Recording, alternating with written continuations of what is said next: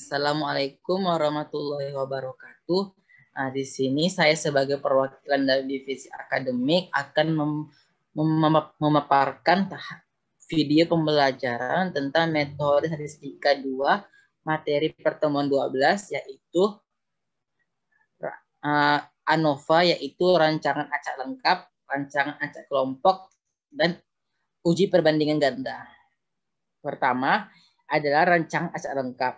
Rancangan acak lengkap itu digunakan untuk menguraikan keragaman total menjadi beberapa komponen keragaman, tergantung pada rancangan percobaan, dan salah satu caranya adalah dengan rancangan acak lengkap, yaitu memberikan perlakuan secara acak pada seluruh bahan-bahan percobaan. Tapi ingat, asumsi dasarnya yang harus dipenuhi adalah perlakuan di dalamnya harus homogen atau memenuhi hipotesis H0, yaitu sigma 1 kuadrat sama dengan sigma 2 kuadrat sampai sama dengan sigma K kuadrat. Itu.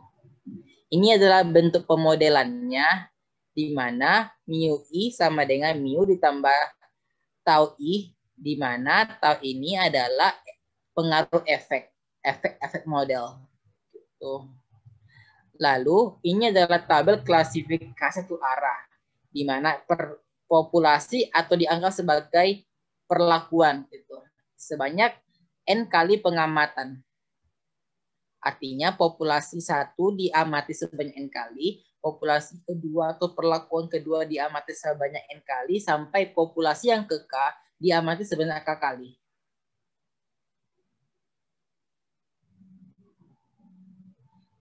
Jika banyaknya pengamatan atau observasi itu berbeda, menjadi pengamatan populasi pertama diamati sebanyak N1 kali. Pengamatan kedua atau populasi kedua diamati sebanyak N2 kali. Sampai pengamatan atau populasi ketiga diamati atau diobservasi sebanyak N kali. NK kali gitu. Lalu ini adalah tabel ANOVA-nya untuk klasifikasi satu arah di mana replikasinya sama. Itu sumber keragaman. Sumber keragaman ini adalah di antara perlakuan, artinya sum square between. Gitu. Dan galatnya adalah galat acak yang dalam perlakuan atau sum square within. Gitu. Di mana rumus JKP ini adalah sigma dari YI titik kuadrat, artinya yang bergerak itu adalah komponen barisnya. Jadi nanti kita jumlahkan YI kuadrat ditambah Y2 kuadrat sampai dengan YK kuadrat. Dijumlahkan lalu dibagi dengan banyaknya observasi sebanyak N kali. Maka rumusnya YI kuadrat total dari masing-masing perlakuan dibagi dengan banyaknya amatan. Lalu dikurangkan dengan Y titik kuadrat, artinya adalah Y titik kuadrat ini adalah total dari perlakuan seluruhnya. Dan dibagi dengan K kali N. K ini adalah banyaknya perlakuan, N ini adalah banyaknya observasi. Lalu dalam teorinya Y titik kuadrat ini per KN ini adalah faktor koreksi. Jadi di dalam perhitungan JKP dan JKT nanti, total dari perlakuan itu dikurangkan dengan faktor koreksi. Lalu untuk JKT adalah YIJ kuadrat, artinya tiap-tiap perlakuan dikuadratkan, lalu dijumlahkan, lalu dikurangi dengan faktor koreksinya, yaitu Y titik kuadrat dibagi dengan KN. Atau KN ini adalah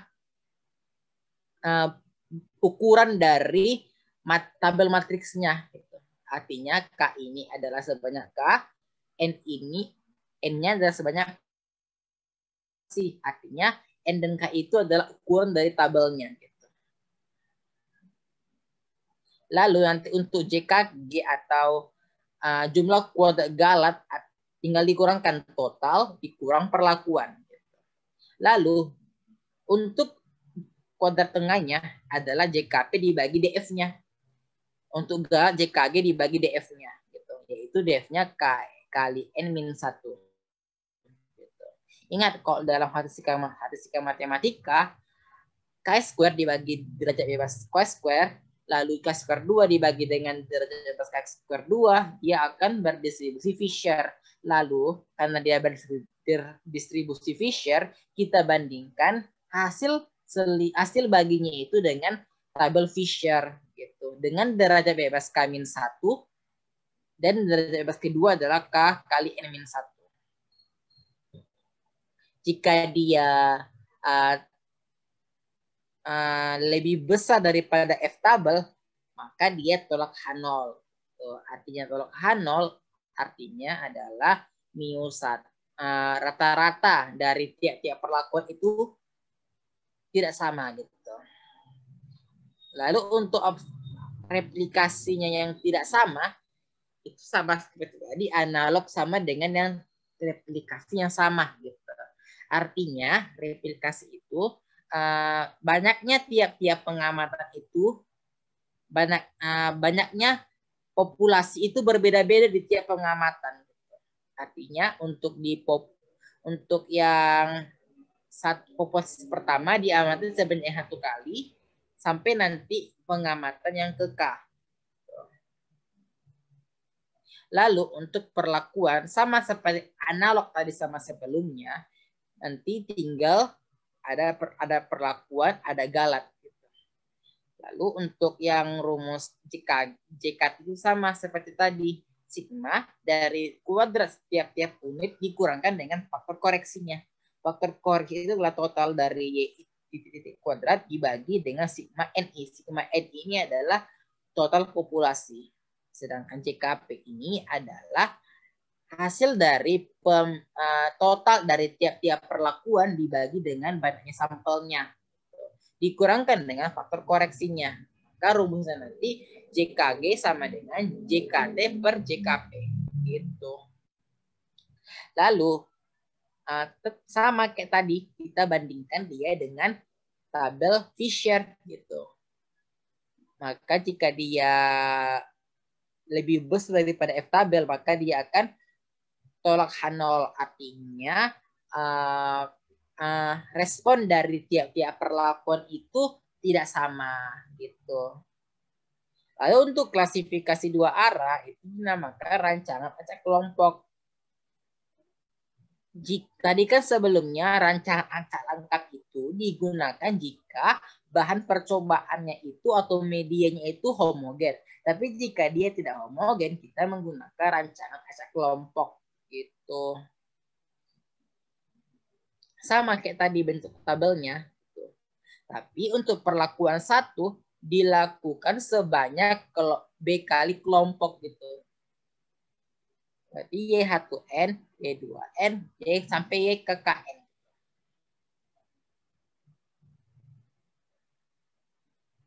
Berarti untuk rumus ANOVA untuk klasifikasi 2 arahnya sama kayak tadi, perlakuannya dijumlahkan tiap-tiap perlakuan dibagi dengan banyaknya observasi. Ingat, ini kan perlakuan. Perlakuan ini diamati sebanyak B kali observasi. Maka dibagi dengan, artinya jumlah dari total ini dibagi dengan B-nya. Sedangkan untuk kelompok, total yang ini, total dari tiap-tiap kelompok dibagi dengan banyaknya perlakuan. Artinya untuk total perlakuan dibagi dengan banyaknya kelompok, dan untuk total kelompok dibagi dengan banyaknya perlakuan. Analog sama yang seperti sebelumnya, rumusnya adalah JKT adalah kuadrat dari seluruh tiap-tiap unit dikuadratkan dikurangkan dengan faktor koreksinya. Lalu untuk JKP-nya, total dari tiap-tiap perlakuan dikuadratkan dibagi dengan banyaknya observasi dikurangkan dengan faktor koreksinya. Untuk JKK sama seperti rumus ini sebelum rumus yang ini, yaitu total dari banyaknya kelompok dibagi dengan banyaknya perlakuan dikurangkan dengan faktor koreksinya. Untuk galatnya JKT dikurang JKP dikurang JKK. Lalu sama kayak tadi kita bandingkan dia dengan tabel Fisher. Jika dia lebih besar maka dia tolak H0. Gitu. Artinya jika yang tolak H0 itu adalah bagian perlakuan maka tiap-tiap respon itu tidak sama jika dia tolak H0. Sedangkan jika dia adalah kelompok maka respon dari tiap-tiap kelompok itu tidak sama gitu. Lalu bagaimana jika dia tidak sama? Artinya kita menggunakan uji Duncan. Uji Duncan ini untuk mengetahui kelompok-kelompok mana saja yang tidak sama gitu. KTG tadi adalah JKG dibagi dengan derajat bebas ya. Artinya dibagi dengan B-nya. Sedangkan RT ini adalah wilayah nyata kecil bagi P nilai tengah. Gitu. Lalu untuk tiap-tiap pengamatan kita kurangkan jika kita bandingkan dengan nilai RP tadi. Jika dia lebih besar maka dia tolak H0 artinya unit ke I dan unit ke J ini, unit total ke I dan unit total ke J dia berbeda nyata signifikan gitu. Sama dengan uji 2K dia analog akar KTG per B tapi kita kalikan dengan tabel 2K gitu. Ini adalah tabel 2K gitu.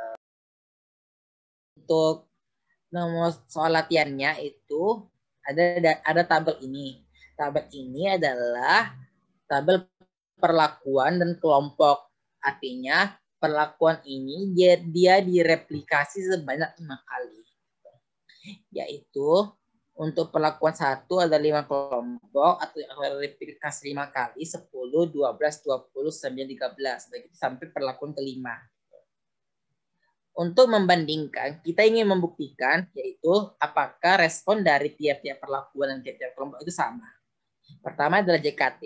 JKT adalah sigma dari kuadrat dari tiap-tiap unit dikurangkan dengan faktor koreksi. Faktor koreksi itu adalah total dari seluruh unit dikuadratkan dibagi dengan K kali B. EIJ itu kuadrat adalah nilai-nilai unit di kelompok. Kita kuadratkan 10, 12, 20, 9. Kita kuadratkan 10 kuadrat tambah 12 kuadrat tambah 20 kuadrat sampai tambah 14 kuadrat. Untuk perlakuan 1, totalnya adalah 64. Kita jumlahkan 10 tambah 12 sampai tambah 13. Lalu untuk rataannya kita bagi 5. Sama seperti perlakuan 2 kita jumlahkan, kita bagi 5. Sampai perlakuan kelima kita bagi 5. Gitu. Untuk kelompok kita jumlahkan 10, 12, 20, 22, 16. Kita jumlahkan 80, kita bagi 5. 16. Sama seperti kelompok 2, 3, 4, dan 5. Lalu untuk JKT-nya kita jumlahkan 10 kuadrat dikurang 12 kuadrat sampai 14 kuadrat dikurang dengan totalnya. Total seluruhnya dari 515. Berarti 515 kuadrat dikurang ukurannya K itu sebanyak 5, B itu sebanyak 5. Berarti 5 kali 5 dapat 5. Berarti kalau kita jumlahkan, kalau dikurangkan dengan faktor koreksi, dia akan sebanyak 1594. Lalu untuk JKP-nya, yaitu total dari perlakuan dikuadratkan dibagi dengan banyaknya kelompok dikurang dengan faktor koreksi. Ingat, ini kan 64. 64 ini adalah total dari perlakuan 1 ya kan. Berarti 64 kuadrat dibagi dengan 5. 77 kuadrat dibagi 5 sampai 97 kuadrat dibagi 5. Lalu dikurangkan dengan faktor koreksinya yaitu 515 kuadrat dikurang dengan 25 sama dengan 1046,8. Lalu untuk JKK-nya atau jumlah kuadrat kelompoknya sama seperti perlakuan di JKP, yaitu total dari tiap-tiap kelompok dikuadratkan dibagi dengan K-nya. K itu ada 5, karena ada perlakuan 5 kali. Dikurangkan dengan faktor koreksinya. Artinya 80 kuadrat dibagi dengan 5, ditambah 103 kuadrat dibagi 5, sampai 94 kuadrat dibagi 5. Lalu dikurangkan dengan faktor koreksinya, yaitu 515 kuadrat dibagi dengan 25. Dapatlah 234,4. Lalu kita bentuk dia di tabel ANOVA. Tadi kan JKT-nya 1594. JKP-nya 1046,8, JKK-nya 2234,4. Lalu untuk JKG-nya adalah JKD dikurang JKP dikurang JKK sama dengan 312,8. Kita dapat lainnya. Lalu untuk JKP-nya berlaku itu adalah kurang satu, kan ada 5 perlakuan. 5 perlakuan dikurangkan 1 sama dengan 4. Untuk itu adalah derajat bebasnya. Lalu untuk JKK itu B-1. B-nya kan sebanyak 5 kelompok. Ada 5 kelompok dikurang 1 menjadi 4 kelompok. Lalu untuk JKG itu adalah banyaknya observasi dikurang banyaknya kelas gitu. Artinya ada 2, berarti ada sebanyak 16 gitu.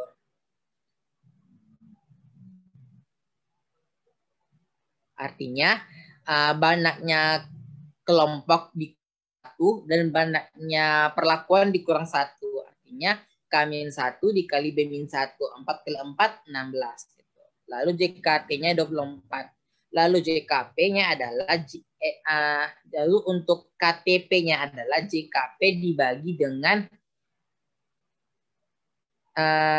derajat bebasnya 4, yaitu 261,7. Sama seperti ini, 234,4 dibagi 4, 58,6.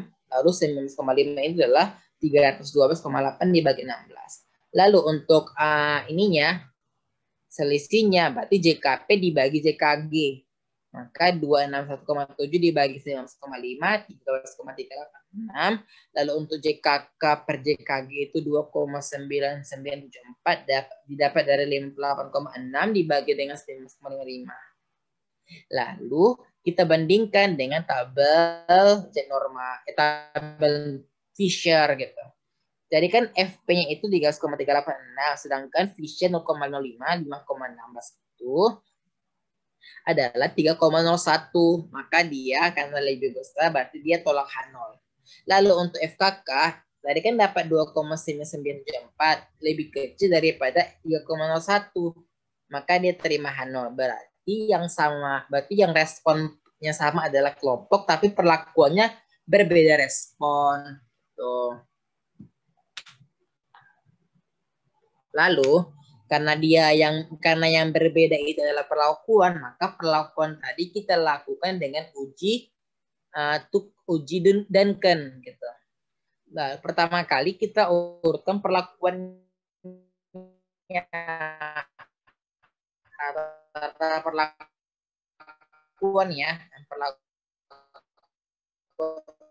ini tadi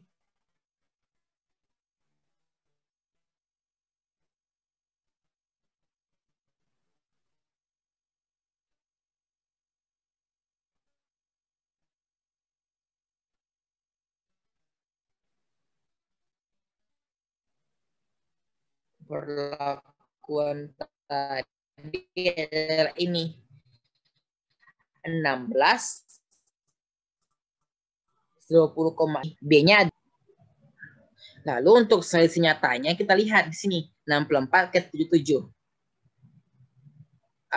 Selisih nyatanya X bar 2 dikurang X bar 1. Pertama kita urutkan dulu ya, 12,8, 15,4, 24,6, 30,8 dan 19,4. Kita urutkan. Lalu untuk X bar 2 kurang X bar 1 selisihnya adalah 2,6. Karena dia lebih kecil daripada R1, maka dia berbeda nyata. Untuk X5 dikurang X1 selisihnya adalah 6,6. Karena dia lebih besar daripada R2, maka dia berbeda nyata. Gitu. Seterusnya seperti itu sampai yang terakhir X bar 4 dikurang X bar 3, 6,2. Maka dia berbeda nyata. Maka kesimpulannya yang mana tidak berbeda nyata, yaitu X bar 2 dikurang X bar 1. Karena dia tidak berbeda nyata, maka dapat simpulkan mu2 sama dengan mu1. Gitu. Maka mu5 sama dengan mu5 sama dengan mu2 dan mu3 sama dengan mu5. Gitu. Lalu maka selain dari pasangan angka ini, maka selainnya adalah berbeda. Lalu dengan menggunakan uji 2K, maka Q-nya dapat 8,562. Q ini didapat dari tabel 2K. Sama seperti tadi, selisihnya 2,6, 6,6, 4, 9,2. Lalu kita bandingkan dengan 8,562. Jika dia lebih kecil, maka lebih kecil daripada nilai 8,562, maka dia tidak berbeda nyata. Tapi jika dia lebih besar, maka dia berbeda nyata. Dari hasil perhitungan yang tidak berbeda nyata itu adalah mu2 dan mu1, mu5 dan mu1, mu5 dan mu2, mu3 dan mu5, serta mu4 dan mu3. Artinya selain dari pasangan ini, artinya pasangannya itulah berbeda nyata. Artinya kesimpulannya mu1 sama dengan mu2, mu5 sama dengan mu1, mu5 sama dengan mu2, mu3 sama dengan mu5, dan mu4 sama dengan mu3. Gitu. Dapatlah kesimpulan bahwa untuk bagian perlakuan ini rata-ratanya tidak sama, artinya ada beberapa yang tidak sama, selanjutnya sama. Sedangkan untuk yang kelompok, karena dia terima H0 pada tabel ANOVA, maka dia dapat simpulkan responnya sama di tiap-tiap kelompok gitu.